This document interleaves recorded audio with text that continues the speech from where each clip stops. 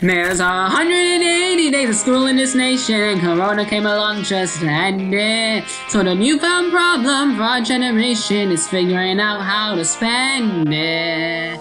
Like maybe calling up my friends during virtual learning. I mean, totally paying attention. That's not attention. Checking the fridge for food that doesn't exist and trying to avoid the infection. We're all sitting at home, finding things to do. I'm playing video games. Trying out new things, writing out essays. My family is driving me insane. Oh my god. As you can see, there's a whole lot of stuff to do, but also not at all.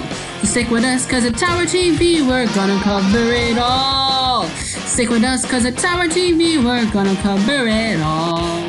Mom! What's for dinner? Hey guys, welcome back to another episode of Tower TV. I'm Daniel. And I'm Noah. Say, Daniel, I don't know about you, but I've been pretty cold these past few days.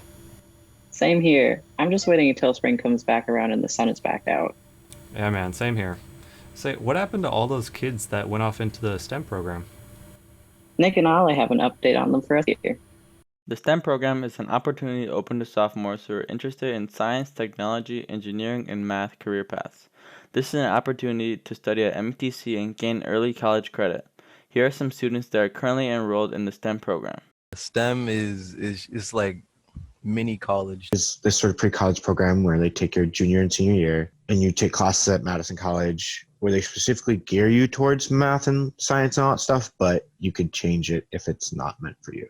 One of the things that they offer is to earn your 2-year associate's degree by giving you the opportunity to take as many courses as you can to build up those credits. Let me complete all the high school requirements easier, and I got college credits for it. So I guess that means I could do less work in college. You don't have to prepare for a stressful AP test. It's more of just you're put in a class environment. It prepares you much better in going to college and such. So I was planning on studying marine biology for quite some time, and I thought that would really give me a head start. Like I want to be an engineer when I as a job, but I feel like you can join in whatever career you're interested in. So some of the pros are I've met so many really awesome and amazing people. A lot of the same people have the same goals as me and are very headstrong, really want to make something of themselves.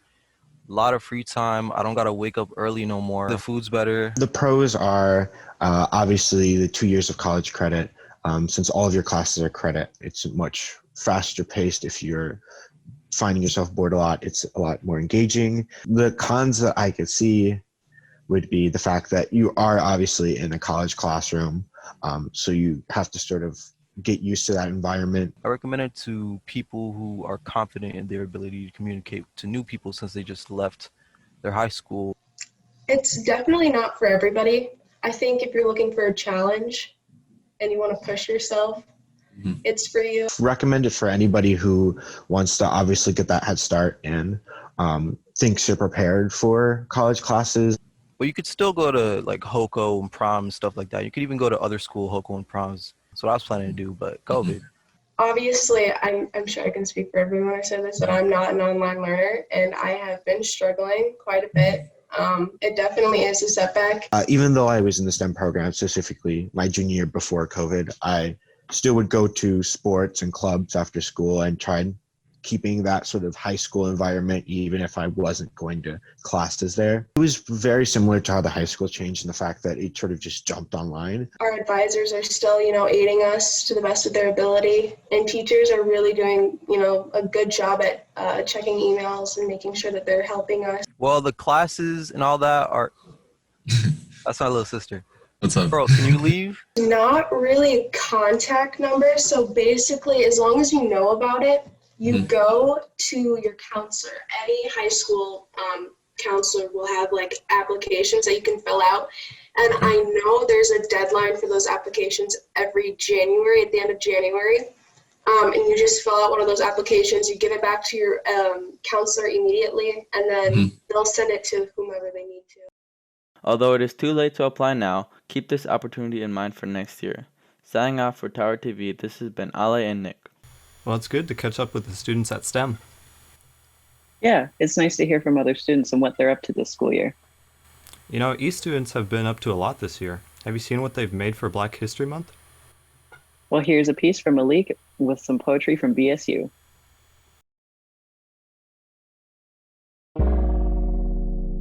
Do all lives matter? All lives will matter when Black lives matter. All lives will matter when the murders of unarmed Black men and women stop. Stop. All lives will matter when Black children will not be afraid to walk around with hoodies on. All lives will matter when Black people are no longer being followed through the store. All lives will matter when we no longer fit the description. All lives will matter when we are provided the same rights to justice as every white person in America. All lives will matter when you recognize your white privilege. All lives will matter when we are no longer stripped of our basic human rights. All lives will matter when you recognize that All Lives Matter was created from a white fragility. All lives will matter when we are not called gangs for hanging out in groups. All lives will matter when we are no longer reduced to numbers. All lives will matter when we are not called thugs and pipelined through prisons. All lives will matter when we no longer have to riot for justice in the unlawful killings of our brothers and sisters. All lives will matter when you recognize that I am human. I'm human. I am a human.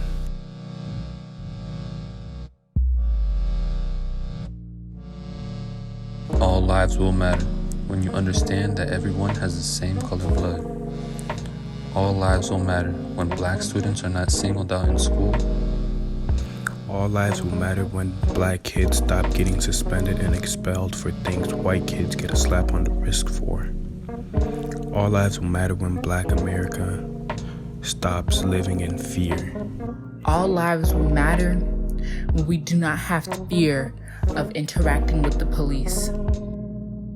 All lives will matter when we get justice for the 1,000 and counting Black men, women, and teenagers who have been shot and killed by the police since 2015. All lives will matter when Black lives matter.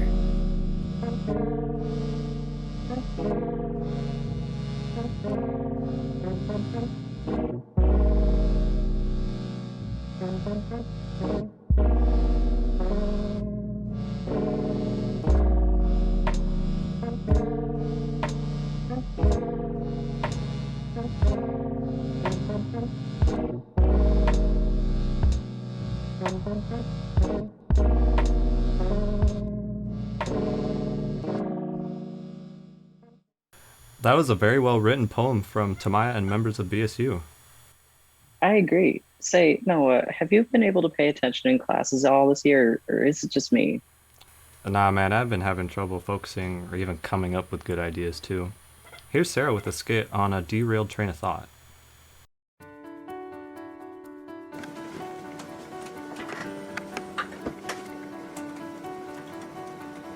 Sarah has come across the dreaded fate that everyone, when they write, come across. It goes by many names, one of which is called writer's block.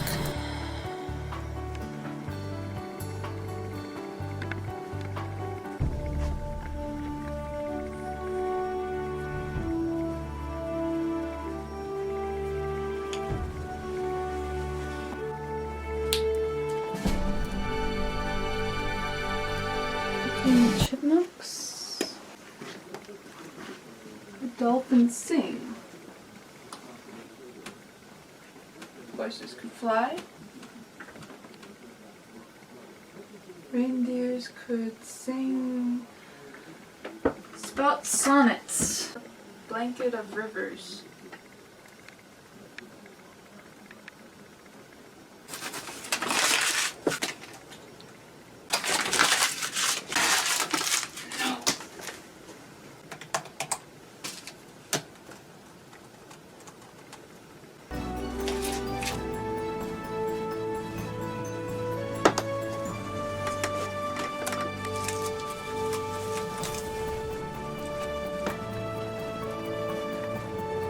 Why did I throw this away?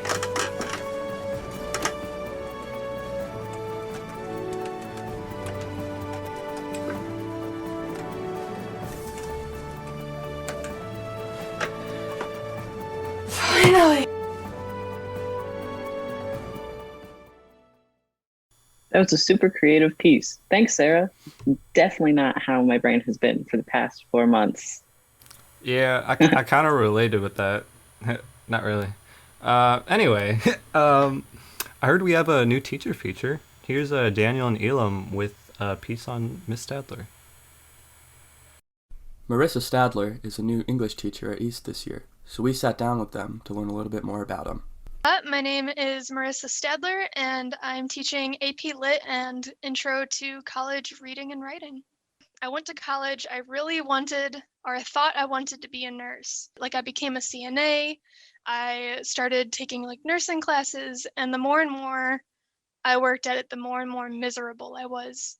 I really took like a whole semester and I just was thinking, like, why did I want to be a nurse? Why was that an appeal? And I realized that all I wanted to do was help people.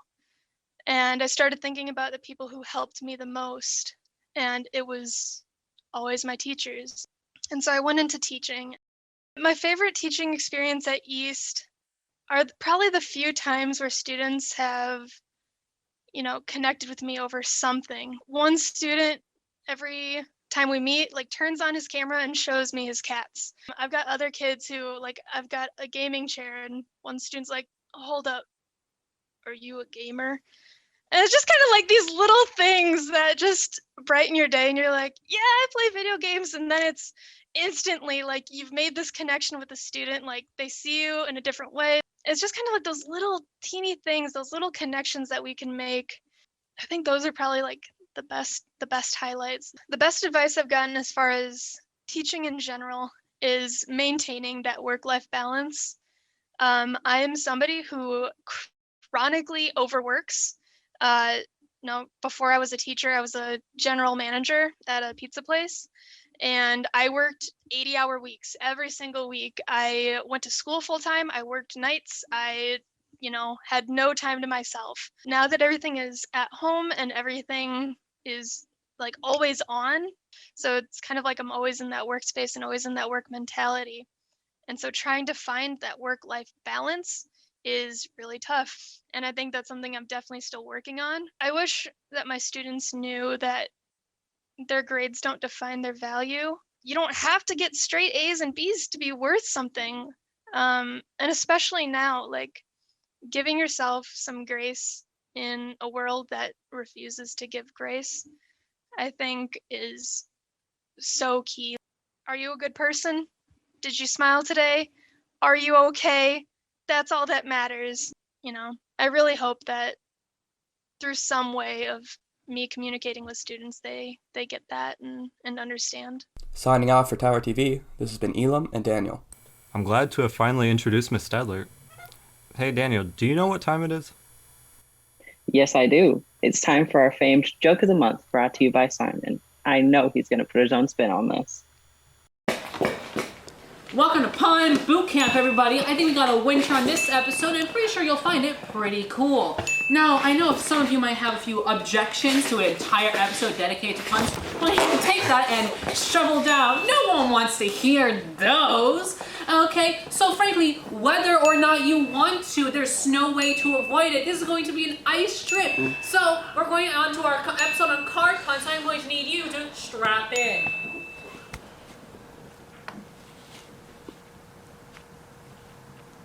I'm going to be honest, I didn't get a lot of sleep last night. I'm like really tired right now.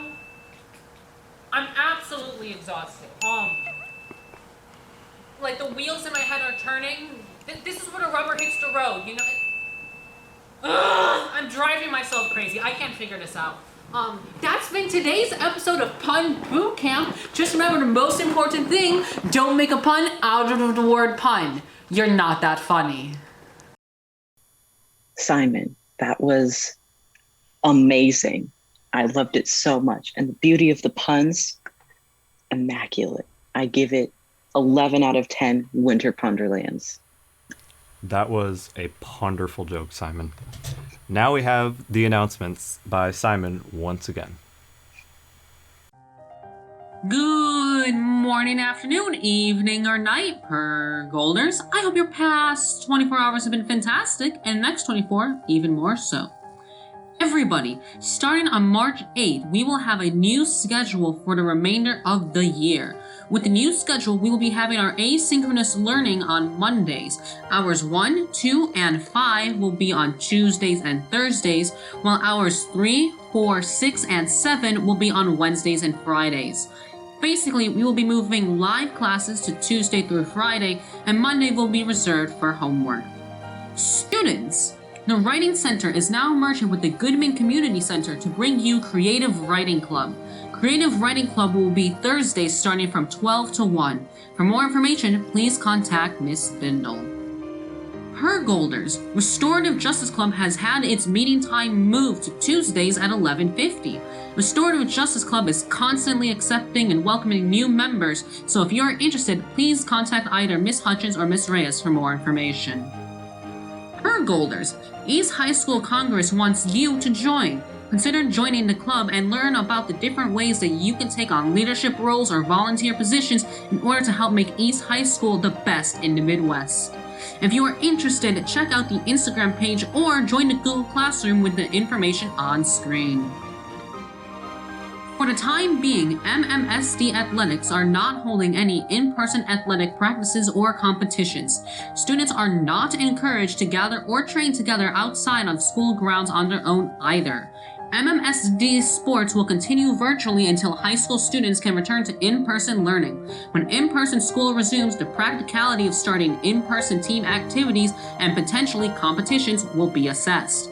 In the meantime, however, fall sports coaches are preparing virtual training opportunities so you are ready when we get the all clear to return to in-person athletics.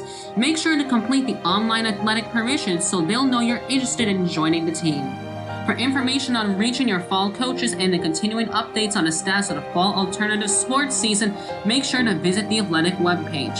Simon off for Tower TV. This has been Simon with the announcements. Alrighty, folks, that wraps up this episode. I hope you all what were we just talking about? I don't remember anymore. Oh, duh. Goodness gracious. Signing off for Tower TV. This has been Noah. And Daniel. See you next time.